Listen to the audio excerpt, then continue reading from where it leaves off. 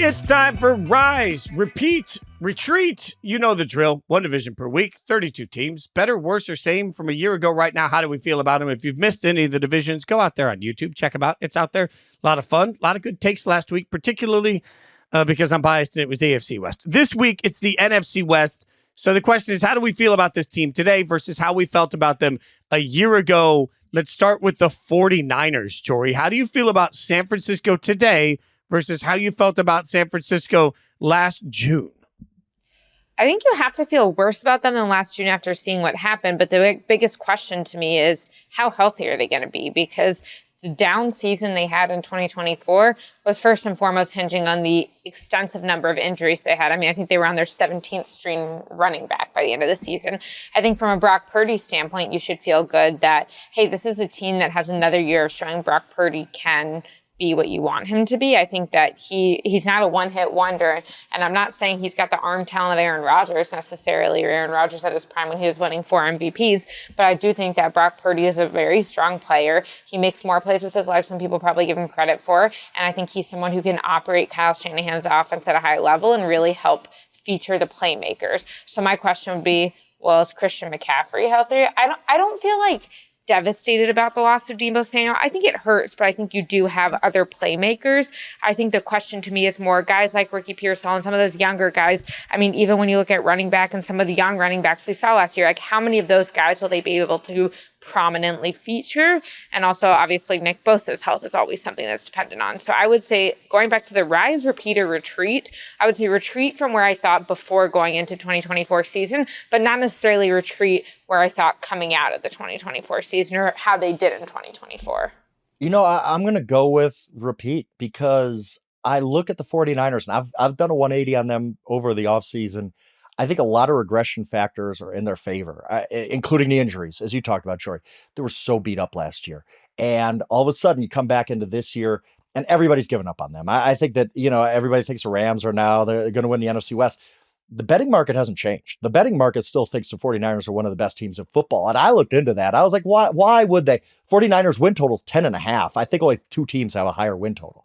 And I was like, why is that? When I'm really looking into these previews and thinking about the 49ers, you look at the injuries and you look at the guys who are going to get back. And yes, they didn't have a great offseason, but the bones are still there of that team that made a Super Bowl a couple of years ago.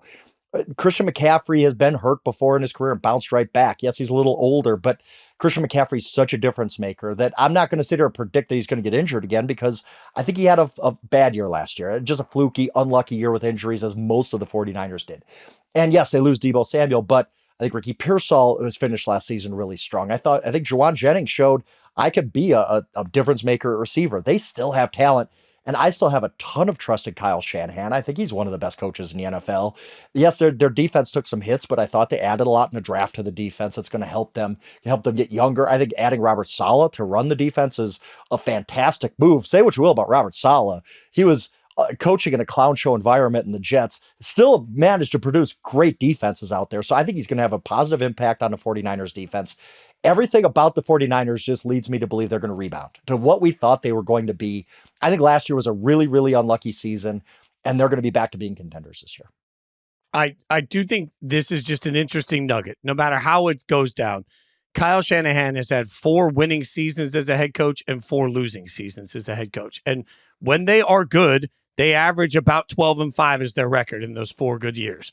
In those 4 bad records, they average a record of about 5-12. So they go from 12-5 to 5-12. Like, this is a weird, they've had 4 great years, 4 really bad years under Kyle Shanahan. I don't know, y'all. Like, the amount of injuries stacked up, like, I think it's easy to retreat on the 49ers at this point because it's too much. We saw too much last year, and it's too much to get out of my brain. I just wonder what all of that does. Now they've paid Brock Purdy.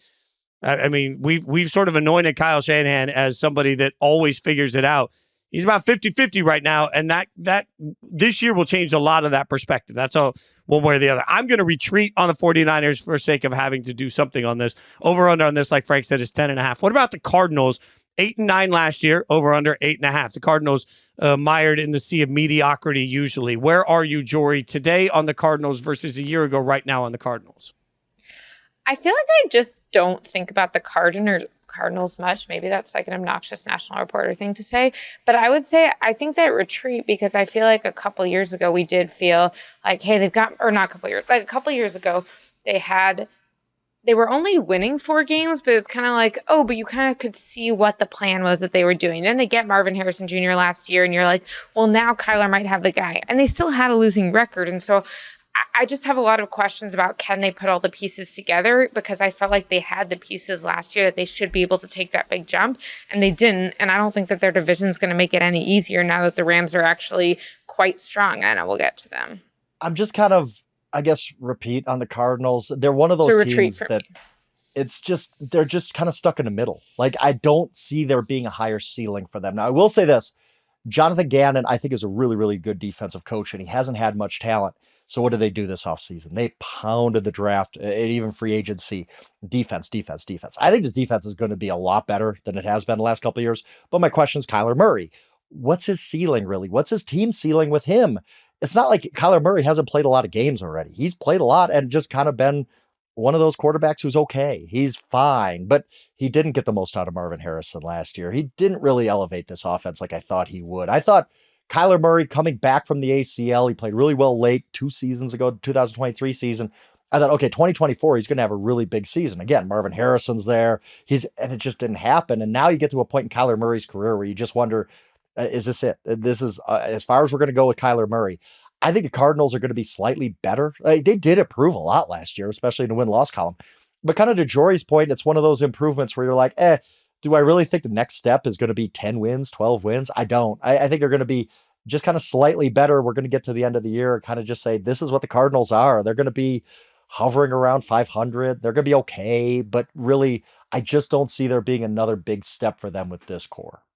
Yeah, I'm repeat on the Cardinals for all those reasons. It just feels like run it back for the kind of the same of what they were last year. What about the Seahawks? Big changes for Seattle at the quarterback position. 10-7 last year. Over under on this is 8.5. Frank, are you rise, repeat, or retreat on Seattle? I think a little bit of retreat, just because I was pretty high on the Seahawks last year. And they weren't bad, like by any means. They won a lot of games. They were in the playoff race, but they also had some confounding losses that were bothersome. And now you trade, like, Geno Smith is not a bad quarterback. You trade him away. You trade DK Metcalf away, which does not help your offense. If you think that Seahawks are going to be a playoff team and take the next step, it's because you trust Mike Macdonald to kind of be better in his second year with his complicated scheme and teaching it and implementing it. And I can see that path, but at the same time, I'm like, I don't know if Sam Darnold's really a big upgrade on Geno Smith. I know that whoever they're going to get to replace DK Metcalf in that offense is not an upgrade. And where do the Seahawks go from here? I just think they're kind of, they're a team like the Cardinals to me, where they're just kind of are who they are. They're good. They're not bad in any way, but do I see them having the ceiling of the Rams or the 49ers? I just don't. I think they're good. They're solid. I do like Mike Macdonald as a coach still, but I don't think there's some 12-win season coming. I think they're just going to be kind of in the playoff race, probably not make the playoffs, and that's who they're going to be the next few years. It's just, I don't see there being much more here for them. I would say I'm rise, not from where they ended the season again, but from where they were going into the season, because I think there were a lot of question marks in terms of what were the coaching staff going to do. They had Ryan Grubb coming from the college game, and they were hoping that would work offensively. Now they have Clint Kubiak, who does have a little bit more of an NFL background. He also has a similar offensive background to what Sam Darnold had, including an overlapping year in San Francisco. And so I think that even if the pieces aren't necessarily stronger in terms of what the roster looks like, which I don't feel better about the roster, I do feel better about the cohesiveness of the coaching staff being able to maximize the roster than I felt like they would be able to do in the first year. Yeah, I'm also going to rise because second year under Mike Macdonald, as their head coach, as my Doobie Brothers impression, will make that defense even better. So I'm rise on the Seahawks, but from where I was a year ago, but I think they're about the same team. 10-7 feels about right. Now, what about the Rams? Everybody last year was leaving the Rams for dead. Vegas might still be over under 9.5 for the win total for the Rams. They went 10-7 last year. Jori, where are you? Rise, repeat, retreat. Yeah, I'm definitely rise. And I think that you have to be after, hey, they start off the season, 1-4, and then they go on to not only make it to the playoffs, but win playoff games. They looked good in the playoffs. I mean, I definitely think you have to be impressed or win a playoff game, and they came quite close against the Eagles in the snow. So I think this is a team that does have more left in the tank with Matthew Stafford. I understand that they got rid of Cooper Kupp or they let him go to the Seahawks, but I also think that was in part because of what they found in Puka Nacua in the 5th round, and so I don't feel strongly concerned about that. I think a year ago, you had to ask, Braden Fitz, Jared Verse, do you feel like those are the guys that are going to actually be able to do it, and how long will it take them? Because sometimes there are people around the league who feel like it'll take 3 years for a defensive lineman to get caught up, and instead they just burst onto the scene. And so I think that we've just seen this team in LA that consistently, offensively and defensively, they're hitting on their draft picks, and they're not waiting 3 to 5 years for their draft picks to be able to produce. Right away, they're contributing. So I think that both the veterans and the young guys have strengths. They're being developed, and they're being put into positions to succeed. So definite rise for me on the Rams. Yeah, rise for me too. And I feel kind of dumb because I doubted Sean McVay. I mean, yes, they started slow, but what is coaching in the NFL? It's getting your team to play better and better and better over the course of the year. And you saw this team improve leaps and bounds. By the end of the year, that defense, which was a big time question mark. Remember, the Cardinals torched them early in the season. We're like, oh my goodness, the Rams are going to be bad. Let's talk about trading Cooper Kupp, trading Matthew Stafford even before the deadline and all that. But by the end of the year, they were the type of team that could go in and compete in Philadelphia in a playoff game. A lot of that was just the development of that defense. Jared Verse is a dude. Like Jared Verse wins Defensive Player of the Year this year. It wouldn't blow me away. He's that good. He was so good as a rookie. They nailed that draft pick. They nailed other draft picks. You know that they're going to be aggressive even in season. If they see an opening, they're going to go make a deal. Like they're that team. They're constantly have their foot on the gas. They have one of the best coaches in the NFL. I do worry about Matthew Stafford's age a little bit. He's getting to that point where, all right, injuries are a factor, and just the age cliff is a factor. Most quarterbacks aren't that good this old in their career, but Matthew Stafford has been good almost his entire career, very consistent. And yes, they lost Cooper Kupp, but I think Davante Adams is an upgrade. Cooper Kupp had a great career. 2021 was one of the best seasons of any player in NFL history, any position. But I think that right now, Davante Adams is a huge upgrade for them. Adams and Puka Nacua on the outside with Matthew Stafford throwing to them as long as he can stay healthy. The defense getting better and better. Yeah, I really like this Rams team and what they're doing. And a big part of that is Sean McVay. It's going to be a while before I doubt him again. It was dumb to do it last year. I'm not doing it again. Sean McVay is one of those dudes who just puts a team on his shoulders and makes them better than they are. Sean McVay's awesome. And I think they're going to be a really, really good team. And the 49ers versus Rams games are going to be awesome this year. Yeah, I was wrong about the Rams last year. I thought they would take a step back. I was really, really wrong. So I have to be rise. I'm wildly rise. But Davante in Sean McVay's offense, I can't wait for. I think the Rams are clearly a Super Bowl caliber team in the NFC this year. So presuming healthy, they can stay healthy. They obviously think that too as they continue to run it back with an old quarterback, but it should be good enough for them this year. A big rise on them.